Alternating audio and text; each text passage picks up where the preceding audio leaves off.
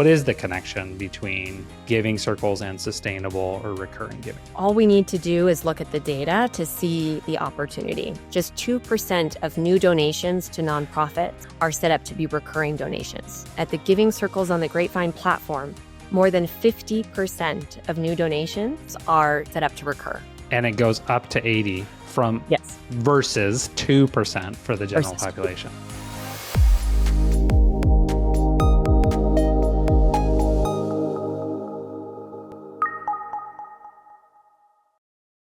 Emily Rasmussen, welcome to the Sustainable Giving Podcast. Thank you so much for having me, Dave. Happy to be here. I think today is going to be a really fun kind of intersection of several topics: collective giving, innovation, which is a shared passion, and sustainability and philanthropy. And what does the future of philanthropy look like? So I am so excited to dive in. You and I got to know each other more than a year ago. We had you on this Purpose and Profit podcast. Right. Which was much more about what are the lessons we could learn at the intersections of causes and brands. But as you and I have been in each other's sort of orbits for the last year, especially since the rise of sustainable giving came out and the work that you've been doing that we'll get into with Grapevine and Giving Circles, I just thought, man, we've got to get you on the show to talk about what sustainable giving looks like and specifically the trends that you're seeing. Yeah, absolutely. Happy to be here to share what we're seeing. And I feel like I'm always learning from you. So happy to learn from you as well. Yeah, this is fun. So, okay, so you've had a fascinating journey. Just to tee up a little bit of your background through the arts via ballet and then really social enterprise. How did that path lead you into philanthropy and the work that you're doing now? When you look at my history, because I was a professional ballet dancer for a period of time, and I actually had an injury, and ultimately that aligned with 9/11 and just some kind of broader things that were happening in the world that sparked my interests, that made me think about going to college and pursuing something different, which I always knew at some point I wanted to do, but I think it all kind of came together at that moment for me. And so it was very connected, I would say, as far as my experience in dance and my belief that dance and the arts were this compelling form of cross-cultural communication and an opportunity to build trust and connection between people. And that was something that really resonated with me, especially at that time. And so when I went to college, I pursued diplomacy in world affairs and economics. And my undergraduate thesis was microfinancing arts and culture.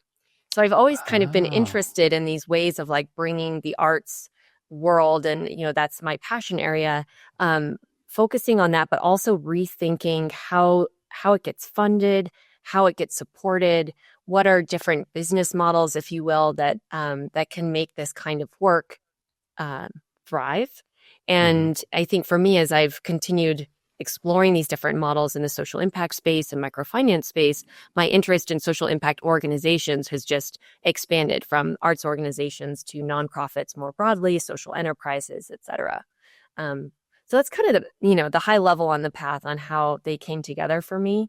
But just to draw the line from microfinance to what I'm doing now at Grapevine, it also is quite connected in that my work in microfinance started theoretically as I was studying it. I interned at the UN and I got excited about the concept. And then I was fortunate to go to India for a couple of years after undergrad to work with a microfinance organization there. And so our work was very much in local communities and rural areas in the northeast of India. And I developed a very strong belief in the power of hyper-local giving, hyper-local investment, and community members really deciding where funds go to support their local communities in the best ways possible. And so I took that back with me as I started to explore the early days of crowdfunding, and that space really excited me because I thought, wow, this work we were doing on the ground, there may be a way through technology now to help better unlock funds from communities around the world for communities around the world. What does that look like? What does that mean really in practice? But ultimately, the exploration of that and some crowdfunding work that I did after that time in India led me to exploring this space even more. And ultimately, after some time in the nonprofit space, to starting Grapevine. Well, I mean, I know we're such as humans, we're always looking for a through line. Like, that's the plot here? And it's like, Yeah. maybe there's a plot. I don't know. Right. Maybe there's Or just not a go plot, but backwards, right? we are, what do Yeah. they say? We are sense making creatures. And I Yeah. just think candidly makes a lot of sense to me, right? You've got, certainly the arts background, your own personal, um, you know, uh, skills and Mm, even as a dancer, and but also then this fascination with what's happening on a global level, what's happening especially in more of a financial business kind of vein, right? mm, And then what's happening in collective giving. I think it's a pretty cool thread that's brought you to today. So let's talk about really the roots of what's been happening in the collective giving space. So giving circles, which is we're going to talk about mhm, at length today, they might seem, and when you told me about them initially, I was like, wow, this is some sort of like modern innovation. But mm, you've said that the concept is actually really quite old. So just talk a little bit about what is collective giving, what's a mhm. little bit of the history behind it, and then what can we learn from how it's evolved. Absolutely. Yeah. I think of giving circles actually as one form of collective giving. I think there Okay. are a variety of ways, even crowdfunding, collaborative funds. There are a variety of ways in which people come together to give collectively. So we'll focus on the giving circle model in a moment, but just going back to your question about where did this come from? Really, what we see from the research, there have been a couple of great studies on the collective giving circle specifically movement. One came out last year from the Johnson Center of Philanthropy and a few other partners, Colmena Consulting and Philanthropy Together.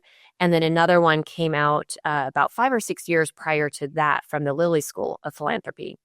And what we saw from the research is that giving circles, as they're kind of considered today as this modern movement where people are coming together to pool donations to give to nonprofits, that really started here in the US in the early 80s by women here across the country who were coming together in their local communities to pool money and give to local nonprofits. However, their inspiration came from these collective giving models that go back centuries to cultures globally. Some people listening may know of tandas or susus, self-help groups. These are various forms of pooling of funds and collaborating to invest in local community or to support each other in your community, savings and loan groups, things like that, that Mm-hmm. I think really were the inspiration for this modern version of that model. And even now continue to be. And I do see as the Giving Circle movement continues to grow, we see a broader range of people adopting and sort of adapting the model, and in some ways almost kind of coming full circle to some of those older models that we've seen in the past. Not older, but some of those models that have been around Mm-hmm. longer. Let's put it that Yeah. way. So, Well, and you think about, this, you mentioned hyperlocal earlier. It's almost like, human beings getting together to make an impact, right? There's a mhm, communal environment to that. There's a doing good together element to that. mhm. Why do you think the idea of doing good together is resurging now? Oh, goodness. Well, we are amidst a loneliness epidemic, right? There are some of these broader challenges that I think this is juxtaposed against that I think do have an effect. We just came out of COVID, which um, created a lot of disconnection.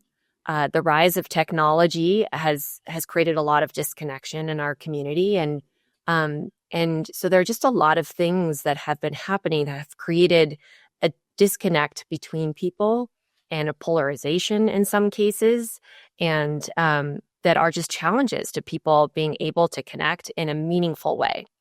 And there are some actually in our broader space, for example, the US Chamber of Connection, that talks about the connection crisis. And they're really wanting to bring people together around this idea that connection in and of itself is a critical cause that we should all be focused on.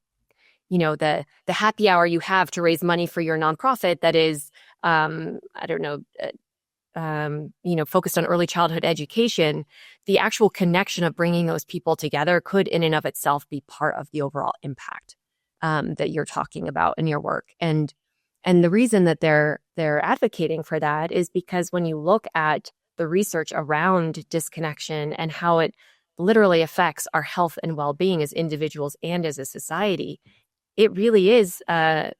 an issue, right, to be addressed. Yeah.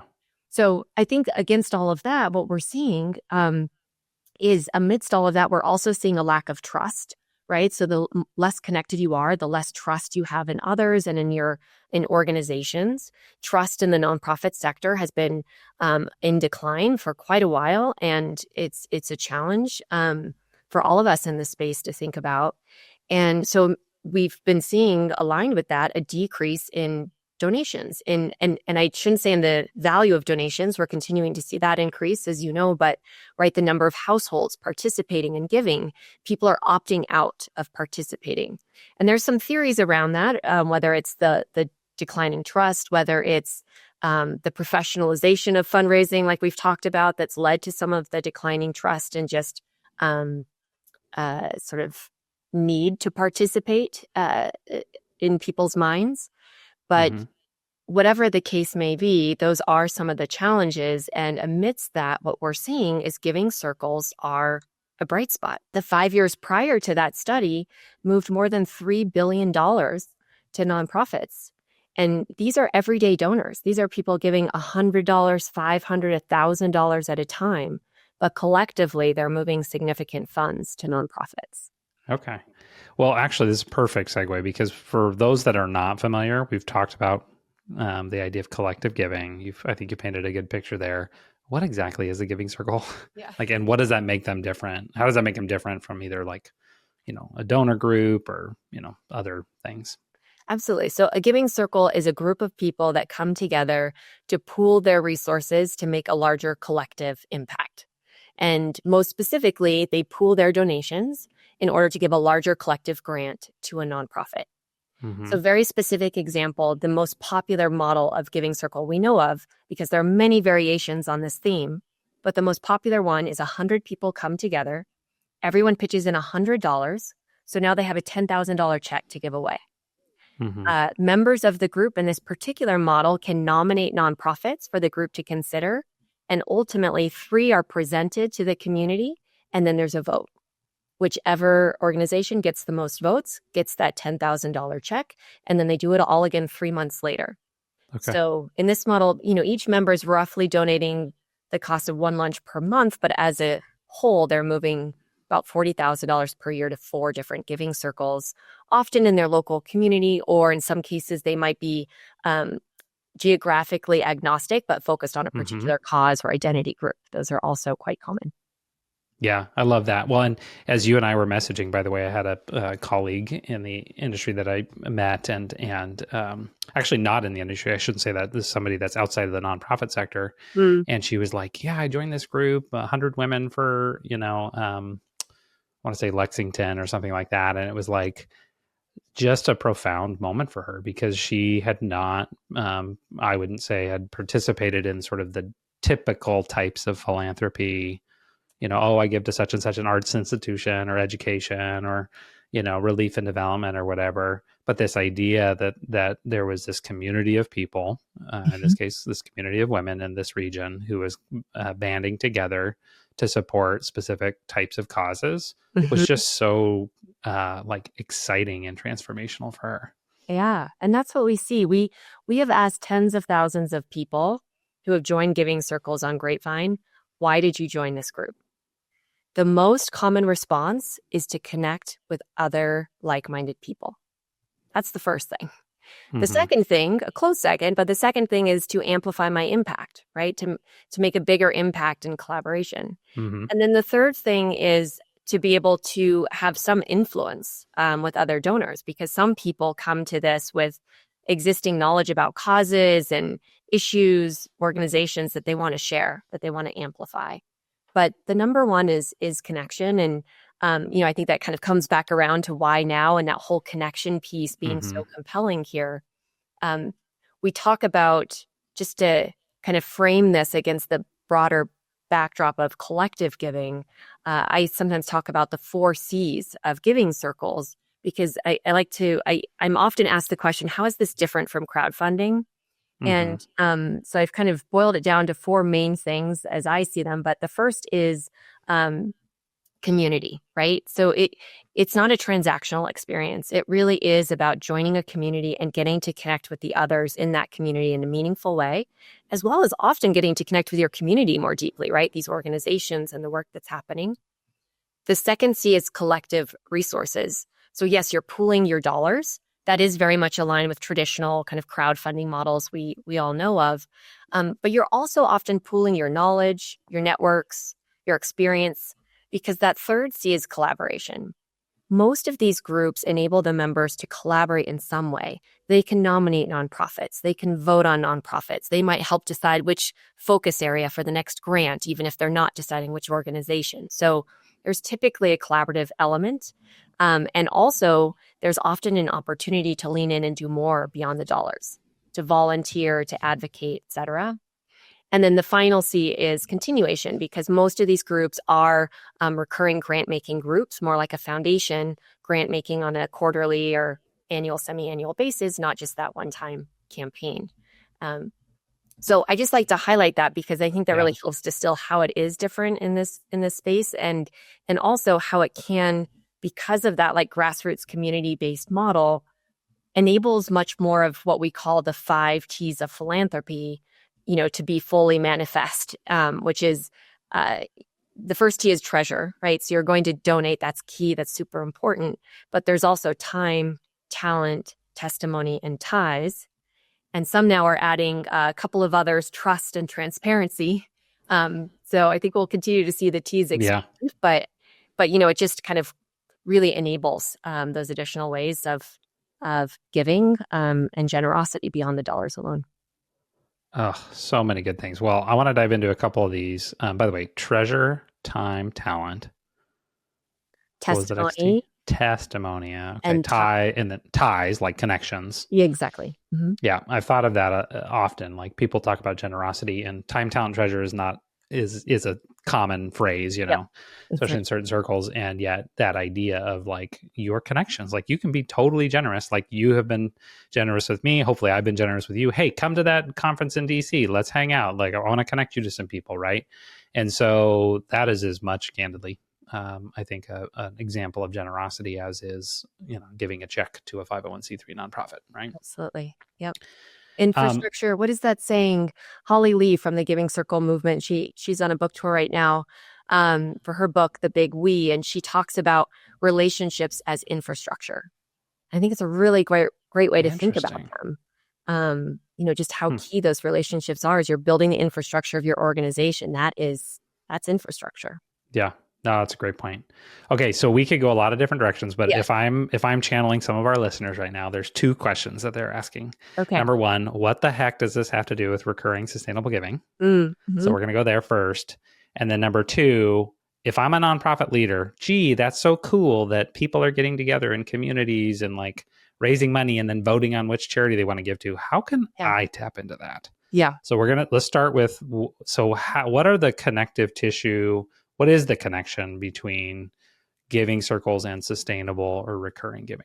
I think all we need to do is look at the data to see the opportunity, which is the data from the Giving Tuesday Data Commons team earlier this year showed that on average, just 2% of new donations to nonprofits are set up to be recurring donations. Just 2%. But when we look at Grapevine, at the giving circles on the Grapevine platform, more than 50% of new donations set up to go to giving circles are set up to recur. And that number goes up to more than 50%. That's right. And it goes up to 80 versus 2% for the general population. Versus 2, exactly. Are you looking to build sustainable recurring giving for your organization? Join me for the Sustainable Giving Workshop happening this next January 28th through the 30th in beautiful Tacoma, Washington. This exciting 2.5-day summit will be part workshop, part retreat, and all experience that you can use to grow sustainable giving at your organization. We're going to be meeting in the creative heart of Tacoma, which is just outside of Seattle, and this intimate workshop will blend insight-rich instruction with hands-on coaching and peer-to-peer connection. You'll leave with a clear, customized plan to grow recurring giving, practical frameworks, and fresh insight. a new connection with like-minded nonprofit leaders, and a renewed sense of vision and energy for your work. Space is limited, so I recommend reserving your spot as soon as possible. Simply go online and register at sustainablegiving.org/workshop. Again, that's sustainablegiving.org/workshop. I hope to see you there. Emily, so we've clearly got a very related trend here, right? You've got giving circles, which have really been a part of collective giving for centuries, but really over the last couple of decades have really started to come into their own. And you've got the fact that pretty much by definition, there is an element of recurring, ongoing giving, because by committing to a giving circle, you're committing to an ongoing gift that philanthropy is built in. The next area that I want to examine in just a moment is, okay, so how can nonprofits tap into that? But before we go there, you've mentioned Grapevine. Talk about how does Grapevine actually make those recurring systems easy or habitual? Yeah, so Grapevine, we launched in order to bring the Giving Circle movement online and make it easier for anyone to find and join a group or start their own. So we're really the home for Giving Circles. We estimate we host about a third of the total field at this point. And we've also built the Global Giving Circle directory in collaboration with our partners at Philanthropy Together to showcase all of the giving circles we've been able to identify globally so that people can easily find groups near them focused on causes they care about, or nonprofits can find groups that they think might be interested in supporting their work and, build out their own cultivation process for a giving circle. And so that's where we fit into this sector as the home for giving circles. And the key product, I would say, that we offer is a giving circle, the infrastructure to host a giving circle so that you can start your giving circle on the Grapevine platform or move one over if you'd like. But essentially, you create your community page for your group on Grapevine. And with that page, you then have all of the donation processing, charitable receipting, and grant making infrastructure that you need to collect donations and send those gifts to nonprofits. Right. Could be one nonprofit, could be many. Plus, you have the whole community space, right? So a place where your community members can connect, where you can communicate with each other, collaborate around decision making and events, volunteering, all of those things. So that's where we fit into the broader ecosystem. Yeah, that totally makes sense. And it makes, especially when you think about 100 people coming together to make a collective impact. Well, what are we all Venmoing each other? And then somebody's got like a personal checking account and we're trying to clear. Happens. Yeah. And no one gets the charitable tax deduction, right? Or one of my favorite alternative models is everyone writes a check and then someone volunteers to drive it down to the nonprofit. Now the nonprofit the poor 100 checks. Yeah.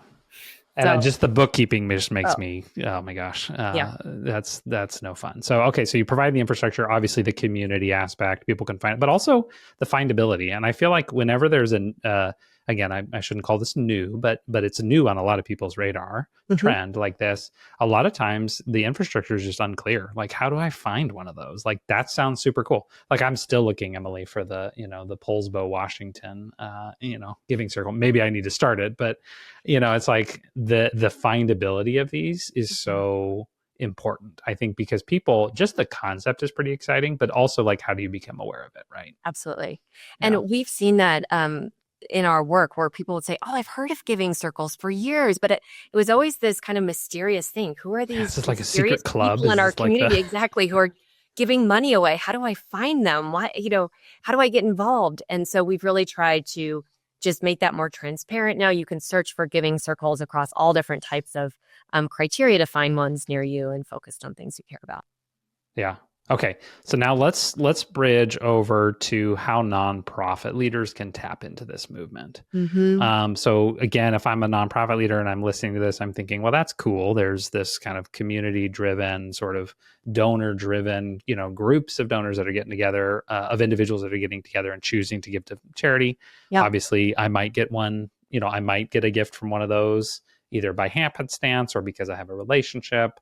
But really, knowing that this is a trend, if I'm a nonprofit leader, a nonprofit fundraiser, how can I even tap into this movement? Like, what is it? What would leaders who are listening, who want to connect with giving circles, where do they even begin?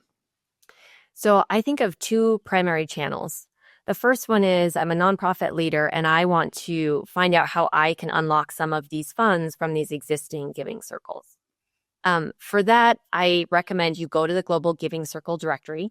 You can go to grapevine.org, go to our resources section, it's right there, and search for giving circles near you, again, focused on causes that you care about. And think about this as you would with any other development process where you're trying to identify alignment and put together that short list of giving circles that you think might be interested in supporting your work based on who they've granted to Yeah, before. they're in your region, or they've granted to causes like yours. Okay. Exactly. And we provide as much information as we have about these groups. But for those that are using the Grapevine platform, we obviously have a lot more information than those that are not. But we still try to provide the websites and whatever else we can so that you have the resources you need to go and dig a little deeper to do that kind of diligence. The second step to that process I typically recommend to nonprofits is to ask their donors, are any of you, and their advocates, are any of you in a giving circle? I think that was part of a stage of development that was happening when donor advised funds were really kind of on the rise. Of course, everyone is very familiar with them now, but there was a lot of just asking your donors, do they have a donor advised fund, to see if this is relevant? And so thinking about taking that approach, right? So that if they are in a giving circle, you can talk to them about how can I support you to advocate for us when the opportunity for a grant comes up. So you want to make sure that you're taking advantage of those opportunities that are already right there in front of you. You might not just know about yet. The second one is for the ones that for the giving circles that you don't already have someone in, I recommend sharing those giving circles with your existing donors, again, ambassadors, volunteers, and seeing if they would be willing to join a giving circle. Again, people love these, right? This is an opportunity for you to share something meaningful for them and give them an opportunity to engage in the community in a really positive way. And when the time comes for a nonprofit to be nominated or advocated for, they're there and they can do that on your behalf. So I think especially, we talk a lot about trying to increase giving from board members, for example, and people who want to support you, but may not always be able or comfortable making direct asks, things like that. Joining a giving circle is a really great way for them to give. It's like join a community. Yeah.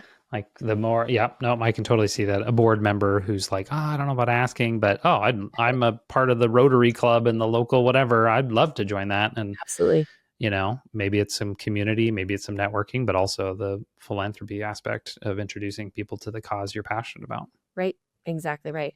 And we see a lot of overlap with people in giving circles and Rotary clubs and chambers of commerce, things like that, right? So there is a lot of, this value for them as well and being part of those communities.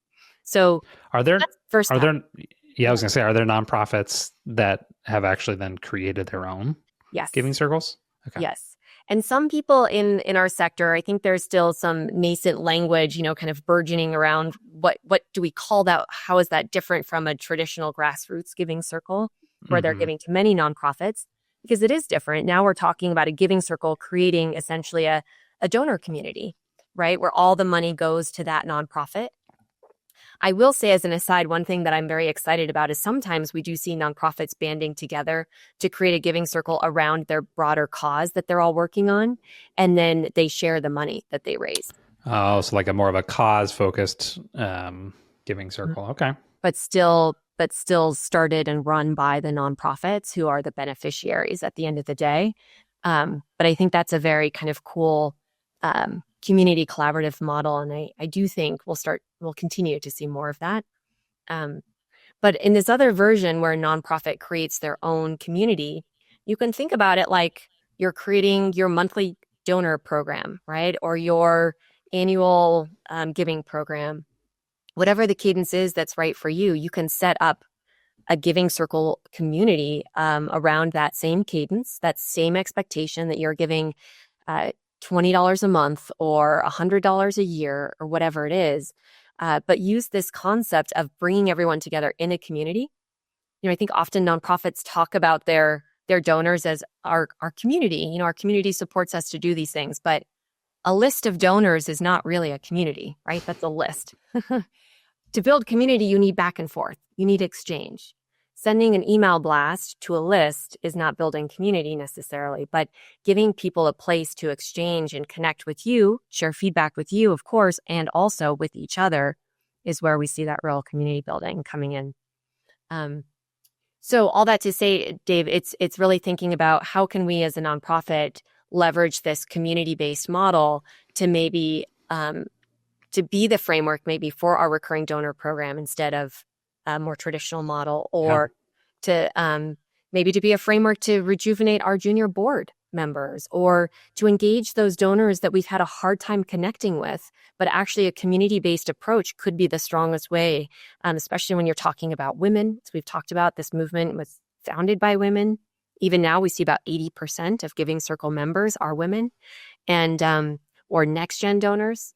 We often see the next gen want more agency, want to engage more, but don't always have the level of resources that, allow them to kind of buy into that higher tier of donor at a nonprofit to get that experience. And this is a great way to do that too.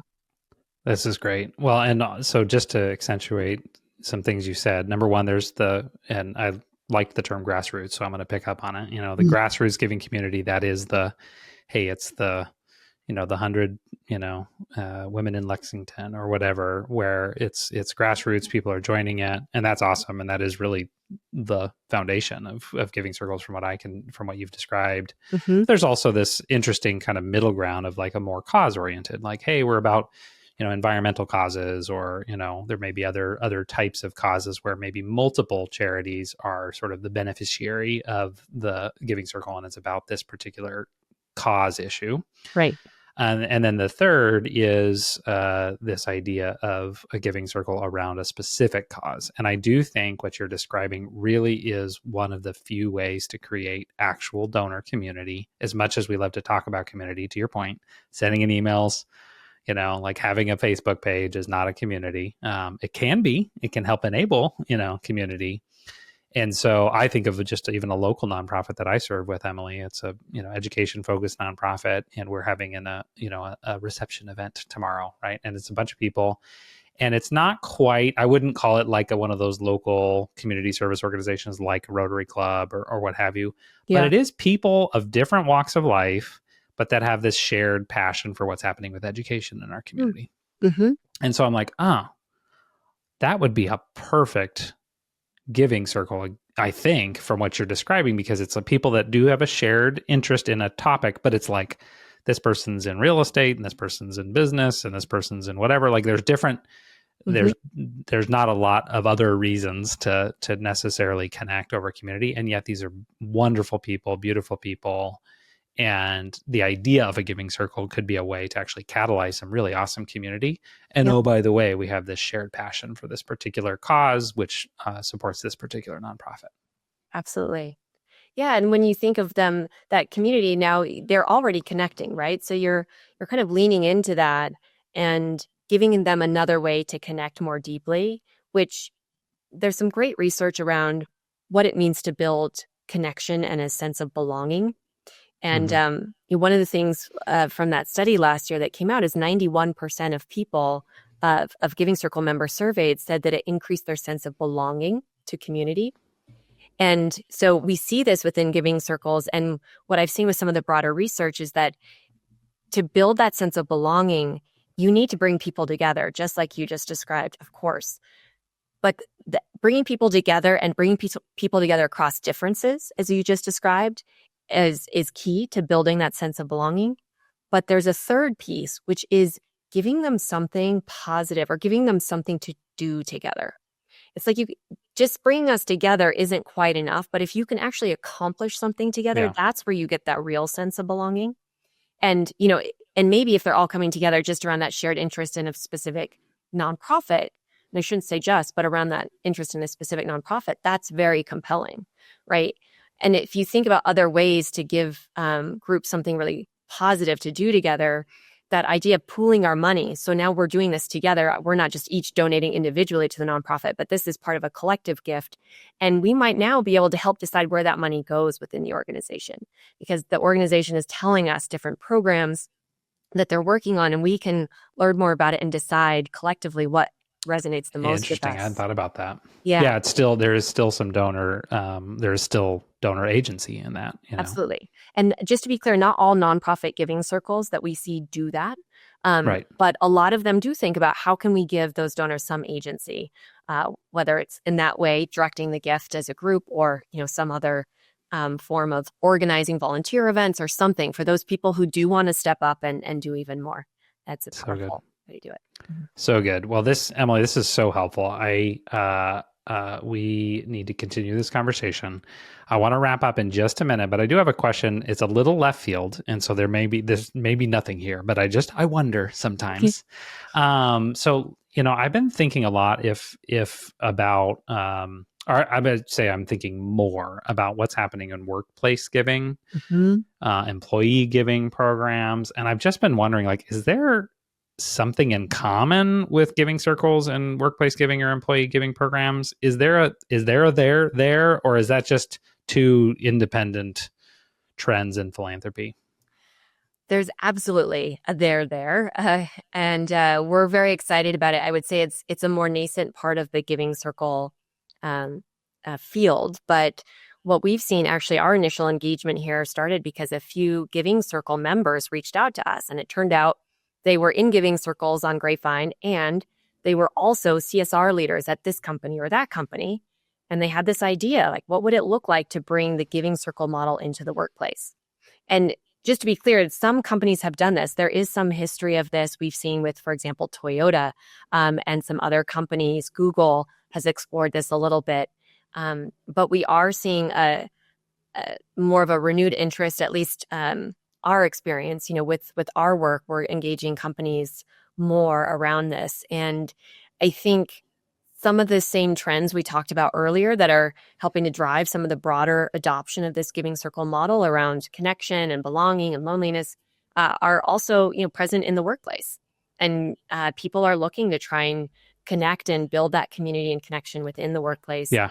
And they're also trying to, I would say, move beyond what some people would call performative philanthropy, that I think is something that the corporate sector has always kind of struggled with. Like, how do we as an organization and as a group of people make a real difference, and not just organize a volunteering event that might actually not be that impactful but looks good on our social media. And so I think the sector is full of really thoughtful, committed people who really are going deeper and going beyond that, where I think some of the work maybe previously was more in that vein. Mm-hmm. So all of that leads to people who are looking for ways to more deeply connect with nonprofits, especially smaller local nonprofits. We're seeing a lot of companies interested and their employees interested in supporting more, and then of course do that in a way that builds real engagement and connection, because it's not enough to just provide the infrastructure to move donations, right? Then you have to activate people around that. And the last thing I'll just say about that is that I think some of the ways that we historically have done that through crowdfunding campaigns, et cetera, can be powerful, but can also be somewhat limiting. For example, some companies have a non-solicitation clause, right? So they don't allow crowdfunding campaigns. And Okay. really, when you think about soliciting in that way, you're kind of asking people to give in a way that might be spending some of your social capital, essentially, as opposed to inviting people to be part of a community and to be part of a collaborative decision-making effort, which it feels very different, feels Yeah. much more social, kind of impact building and social connection building. So all that to say, we're seeing more and more companies getting involved in this space, and we're supporting them to build these models and with their local teams, with their ERGs, and more. That's so good. Well, stay tuned to this space. I guess the fact that I hadn't thought about the connection between CSR, corporate social responsibility, and leaders who are responsible for that. I'm also friends with people at some very major corporations that work in different types of workplace kind of interest groups, for lack of a better term, and a lot of those they need shared purpose and shared. They're there because there's something in common, like you said. There's something in common, but the idea of enabling a group like that to have a philanthropic impact, a collective giving impact, is actually kind of exciting. So I've got a couple friends in mind. I'm like, hey, have you thought about this? So this is great. Emily, as we kind of come towards the end of our time, this has been so helpful. I love, again, the shared passion for what does the future of philanthropy look like? What does the future of impact look like? And how can we, in our pockets of the world, be a part of enabling that? So I love that. I have one last question for you. If you just step back, you've been in this space, you've had your own journey that's led you to be where you are now. When you think about the future of generosity, what gives you hope right now? Wow, what a good question. In what has been a turbulent year for nonprofits and funding for nonprofits for many, I have really seen individuals and small groups of people step up and respond in ways that are inspiring. And I think that, while some of the broader infrastructure and some of the broader trends are troubling, I feel like I have hope that there are people who care enough and are committed enough to remake things where needed, to step in and fill gaps when they appear. And, generosity might look a little different in the next few decades, but I think it will continue to be there and show up in the ways that our communities and our organizations need. Yeah, that's so good. Well, and it's a reminder, and Woodrow and I talked about this, it's like generosity is as old as human history, right? And so it has looked a certain way in different eras, but it's something that we need. And so when we see disturbing trends like fewer people participating in generosity, I don't know about you, but I feel pretty fired up to do something about that, and at least to do my part. And so I'm glad you're doing your part.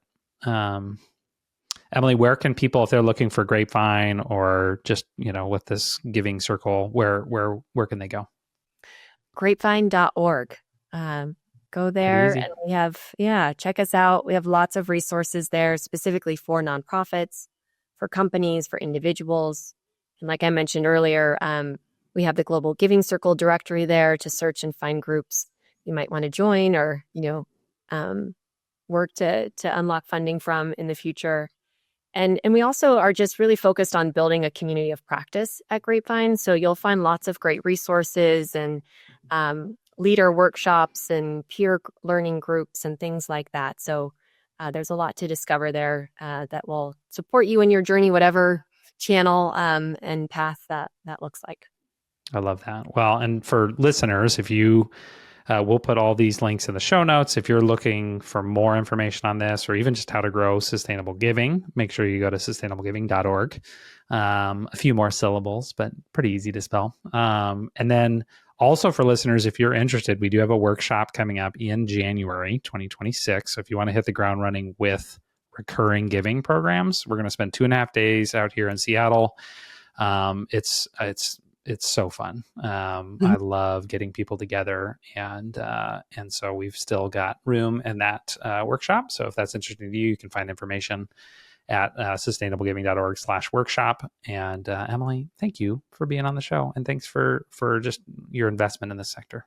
My pleasure. Thanks so much, Dave. Thanks for tuning in to this episode of the Sustainable Giving Podcast.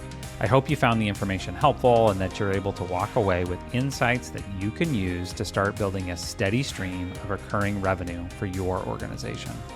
For even more resources to help you build a thriving recurring giving program, go online to sustainablegiving.org. That's sustainablegiving.org.